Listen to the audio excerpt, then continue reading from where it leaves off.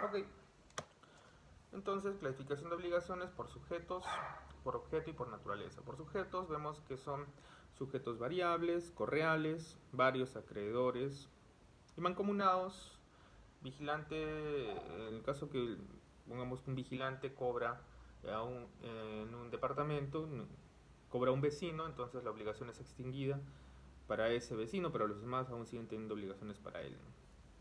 Obligaciones por objeto, tenemos de género cuerpo cierto. Cuerpo cierto es cuando yo digo efectivamente qué es lo que quiero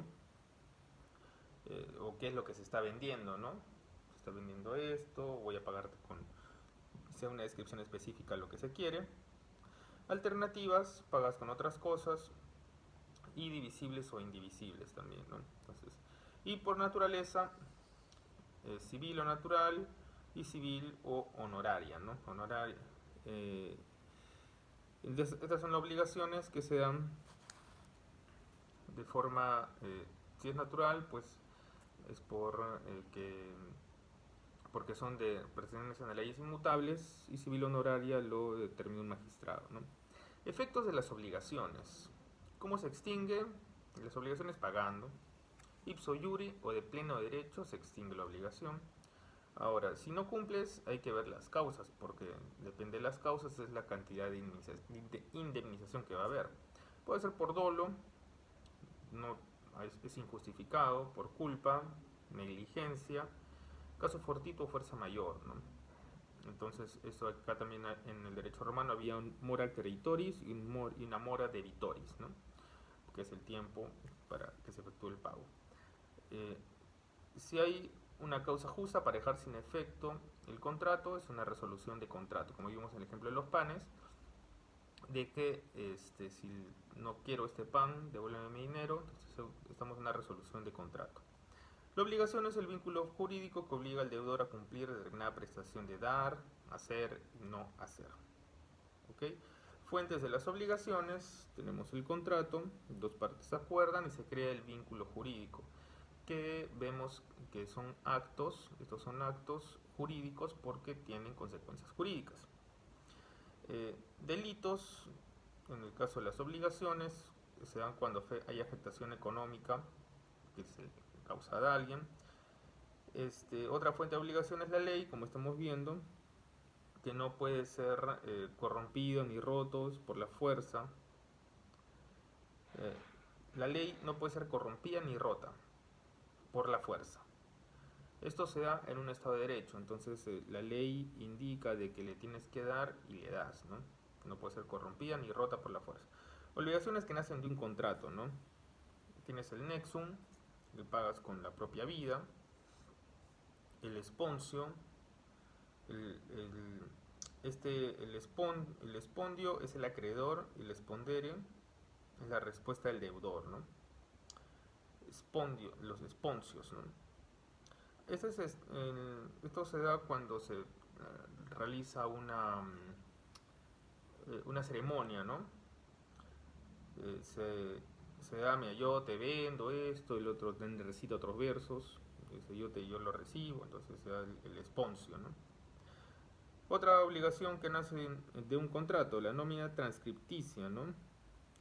Que es el libro de cuentas que que llevó el pater familias.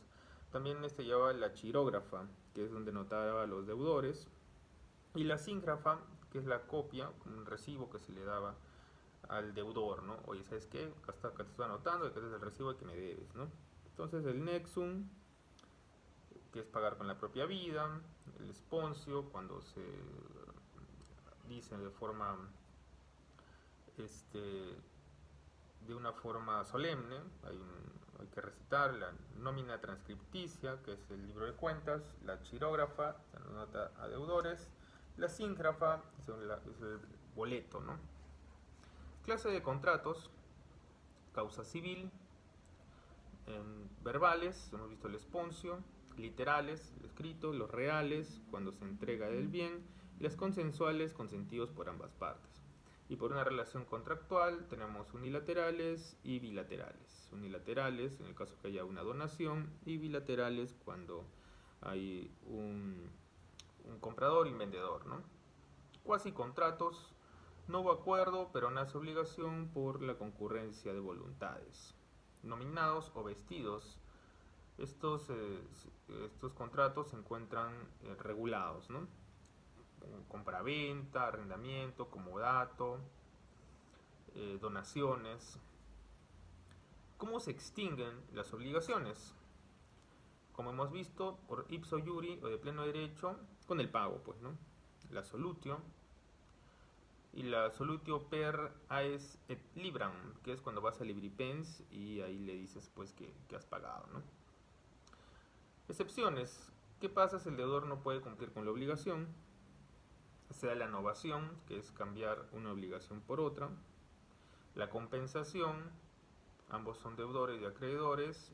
La confusión, en una misma el hijo hereda y debe al papá, ¿no? Por ejemplo, la confusión es lo que ahora es la consolidación, que en derecho tributario, cuando el que debe es el mismo al que se le tiene que pagar, ¿no? Condonación, liberalidad, mutuo disenso, se da por concluido, sabes que ya nos olvidamos de esto. Y transacción, como hay la transacción que es la negociación, ¿no? Está bien, págame, pero no me pague los intereses, ya solo quiero el capital. Lo que hacen las municipalidades con las amnistías, ¿no? Las transacciones. Esos son los casos que el deudor no puede cumplir con la obligación, ¿no? Por otro lado, entonces tenemos el ipso iuri de pleno derecho con el pago. Y la solutio per aes et libram frente al libripens. Ok. Vamos entonces ahora a hablar de familia. La familia va más allá de lo jurídico, lo ético y moral. Hay un interés social, que es el bien en conjunto, ausencia de la autonomía de voluntad, porque tienes que adecuarte a las normas de los familiares, de las normas sociales. El pater potesta es el poder del padre, es la patria potestad, ¿no? La pater potestas, el poder de pater familia sobre los filios, sobre los hijos. Manus maritalis es el poder sobre la esposa, que es tratada como hija. Dominica potestas es el poder de pater familia sobre los esclavos, y el dominium, poder sobre las cosas. La familia en Roma estaba compuesta por el pater familia, hijos, padres, familiares, esclavos, siervos que vivían dentro del domus, y el pater familias era juez y religioso porque también se sentaba en un lugar privilegiado, daba las gracias. Bueno, tipos de familia, los agnatios y los cognatios. Los agnatios son por varones, por vínculo de sangre, ¿no? Abuelos, hijos, tíos, sobrinos, primos, y por vínculo civil de adopción, los agnatios. Los cognatios, cuando la madre es el vínculo de la madre con los hijos, hijas, cónyuge y miembros de familia. Había que tener un tronco común, ¿no? Los efectos jurídicos no se dan al inicio, pero luego sí en un consejo de familia, ¿no? Grados de parentesco por consanguinidad y afinidad. Consanguinidad del cuarto grado y afinidad del segundo grado. ¿Okay? Consanguinos mismos tronco y afinidad padres, la relación que hay entre los padres de los cónyuges. Entre la independencia de 1821 y el Código Civil de 1852, en el caso de Perú, rigieron las siguientes leyes de España, ¿no? Se mantuvieron las leyes de España, como el Consulado del Mar, las ordenanzas de Bilbao, que eran sobre comercio. Esto como paréntesis, ¿no? Bueno, ok, sigamos. Ingreso a la familia romana. ¿Cómo ingresabas a la familia romana? Hemos visto que los tipos de familia romana son los agnatios, que son los consanguíneos varones, los cognatios, la madre, ¿no? La madre emparentada con hijos, hijas. ¿Pero cómo ingresas a la familia romana? Por adrogación, cuando me adopto a un sui juris y lo paso a ser alien juris, con sus bienes más, ¿no? Adopción, la inserción del menor de edad en la familia, legitimación, mediante una ceremonia, el padre carga,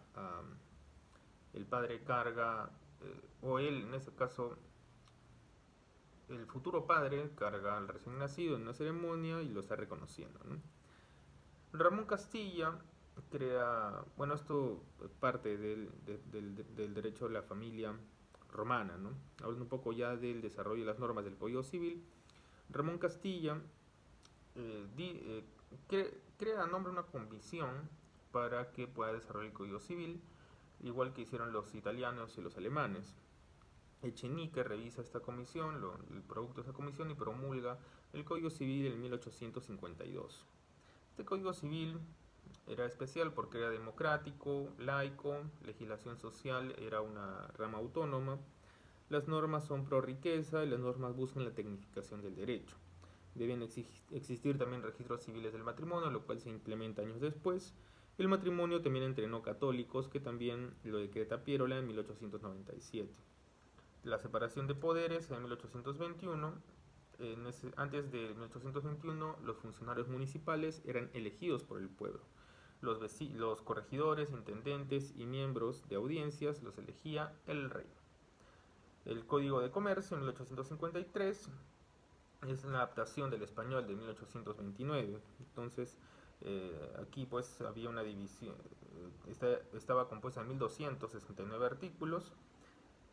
Se dividían comerciantes y agentes de comercio, contratos de comercio, comercio marítimo, las pruebas y la administración de justicia. Entonces esto se da ya en 1853, ¿no? Pero hasta ese momento se manejaba por el Consulado del Mar y las ordenanzas de Bilbao, que eran leyes españolas. Acá tenemos ya unos apuntes de la época romana, ¿no? Se emancipaban a los 25 años. El parentesco consanguíneo es de cuarto grado de consanguinidad y segundo de afinidad. El pater familia es el mater ius vitae nesisque, significa que es el señor de la vida y la muerte. Mater ius vitae nesisque. Ius vivendi es el poder de vender al hijo. Ius noxae es el resarcimiento con el hijo. Perdóname, te doy mi hijo en prenda. El vindex se da a la persona como garantía de pago, ¿no? Post limitium es el regreso a la guerra, que tus bienes han sido ya dispuestos, pero tú pides una reivindicación de los mismos, te dan todo menos a tu mujer. Culium, te meten a un saco con un animal y al río, y esto pasa cuando cuando matas a tus padres, ¿no? Cuando matas a tus padres, el culium. El pers vindicta, llevas al esclavo al magistrado. Estas son las formas como se daba la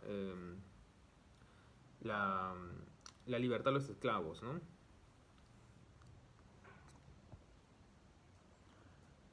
El pers vindicta, llevará al esclavo al magistrado. El censum, que no lo cuentan entre tus bienes. In sacro santa iglesia, ante el obispo.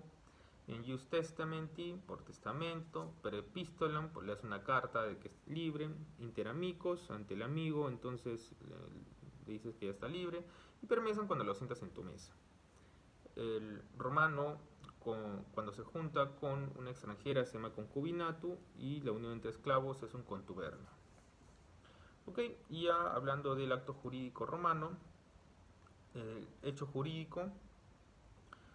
El hecho jurídico es el motor de la vida jurídica, ¿no? Tienes hechos simples de la naturaleza. Dentro de los hechos, tienes hechos simples y hechos que producen efectos jurídicos. Los simples pueden ser la naturaleza, porque llueve, o humanos, como caminar o dormir, ¿no? Y hay unos que tienen efectos jurídicos. En el caso de la naturaleza, que caiga una granizada sobre un sembrío. Y en el caso de humanos, hay hechos jurídicos involuntarios y actos jurídicos voluntarios. Un hecho jurídico involuntario es la muerte, no le elige. Y un acto jurídico voluntario es el matrimonio, por ejemplo, ¿no? Dentro de estos actos jurídicos voluntarios están los lícitos y los ilícitos. Lícitos pueden ser contratos de compraventa, y los ilícitos, delitos como robos o homicidios, ¿no? Entonces, el negocio jurídico en Roma era la manifestación de voluntad para lograr un fin que estaba protegido por la ley. Tenemos por el ordenamiento jurídico, derecho civil y derecho de gentes, por la manifestación de voluntad, solemnes, que es el derecho critario, como el tema de la compraventa que estamos hablando, ¿no? No solemnes, deja en libertad para que puedan ellos decidir cómo solucionarlo. Yo entiendo que era con cosas menores, como la tradición, ¿no? Por sus efectos, inter vivos y mortis causa. Inter vivos es que su eficacia no está supeditada a la muerte, como una locación, una donación. Y mortis causa, una vez ocurrida la muerte, por el testamento, legado. Por su objeto y contenido, los negocios jurídicos son patrimoniales y extrapatrimoniales. Patrimonial cuando se refiere a los bienes y extrapatrimonial cuando se refiere a las familias. Por causa, onerosos y gratuitos. Onerosos, compra-venta, eh, doy dinero y obtengo el bien, y gratuitos en el caso de donaciones. Por su voluntad unilateral y bilateral. Una sola voluntad, en el caso que sea unilateral, como el testamento, y bilateral en el caso, por ejemplo, de los contratos, ¿no? Esos son el acto jurídico. Hemos hablado de los actos jurídicos en Roma, ¿no? Y la diferencia con hechos jurídicos, ¿no? Los hechos jurídicos pueden ser involuntarios, como hemos visto, y los actos jurídicos son voluntarios, que generan repercusiones jurídicas, ¿no? Sucesiones. Las sucesiones en Roma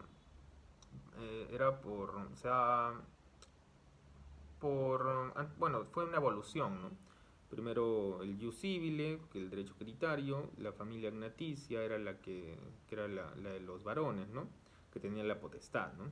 Luego el dualismo, el pretor debía, en este caso, emitir un edicto, ¿no? Y el dualismo porque una mezcla entre el ius civile y el ius honorario, ¿no? Y luego ya se regresa a lo anterior con Justiniano, ¿no? En la época imperial.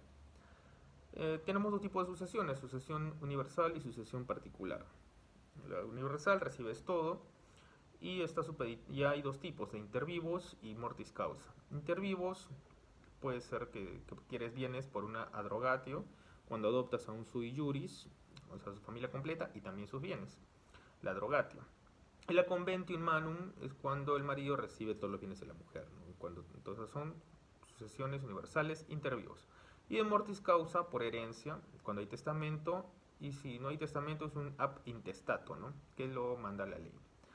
Y el bonorum possessio, ¿no? Que es por edicto del pretor. Bonorum possessio.